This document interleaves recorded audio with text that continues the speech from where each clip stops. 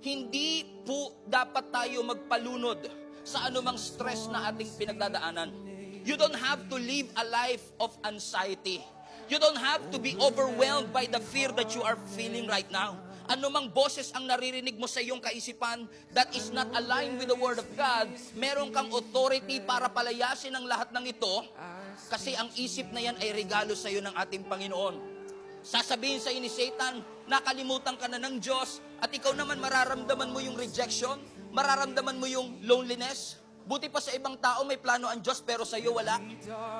Ang sasabihin ni Satan sa iyo, wala ka ng kinabukasan. You are a mistake. You are a failure. But let me just say this to you mga kapatid, lahat yan ay pawang kasinungalingan. Sapagkat mahal tayo ng Diyos, nagmamalasakit ang Panginoon sa atin. In fact, the presence of that voice in your head na mga negative thoughts is a sign that you are under attack. But we thank the Lord. Kung may presensya ng kaaway, nandun din ang assurance ng presensya ng ating Panginoon.